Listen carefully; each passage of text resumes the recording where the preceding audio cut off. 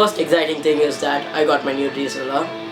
So yeah, and another thing, I've planned to do some PC builds. I mean the PC build parts for 2 months, for once a month. I mean twice a month.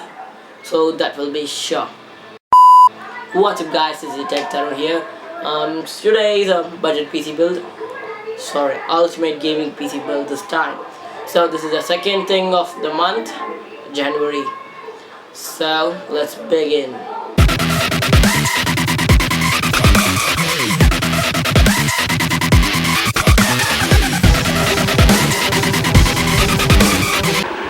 So checking out, we are starting from the Core i7 thing, the processor that is 6700K.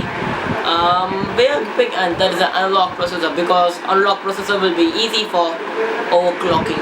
I think you may have understood. That means, so we have this thing, what RAM, that is 32GB Corsair Vengeance RAM sticks. So those are great for gaming. I mean, again I'm saying the same, but 32GB RAM is okay for gaming, not 64GB, because the motherboard has 64GB max. You don't want to go to the max thing. I say that. The Seasonic power supply, Platinum series power supply, that is 1200 watts power supply. So actually, if you want to upgrade your PC, you want to change the case and everything, you don't want to change the cables and everything with this thing, because this is already 1200 watts power supply. So this would be a standard thing, so we can use it for nearly 5 years, 6 years. That would be really great. So we have the motherboard. We have asus X99, asus Sabertooth X99 motherboard. Do not talk about it. That's a beast of motherboard with 64GB max RAM and yeah, lots of the things. I mean, in which these are 10 USB ports, support Intel Core processors, and yeah, it's pretty killer gaming motherboard.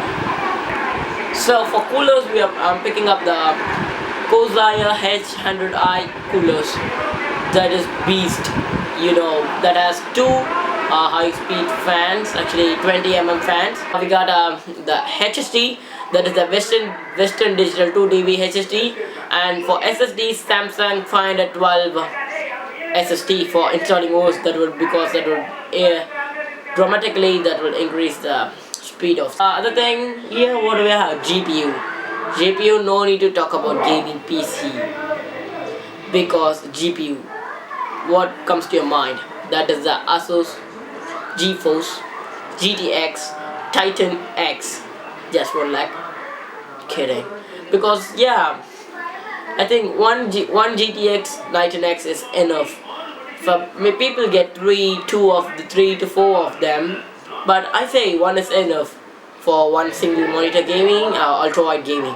But if you want like a triple monitor, double monitor, you can surely pick up 2 of them. Yeah, but this is itself enough. This is pretty damn.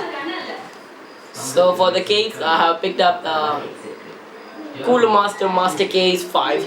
So it's pretty much good case with I think they have Windows, and yeah, it can hold up 3 graphics card. I don't think, but it can hold up 2 graphics card for sure.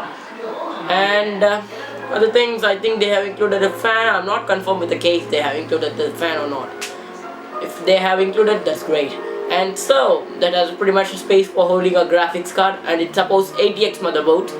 I think it should support my Sabertooth motherboard. Yeah, so that's pretty good.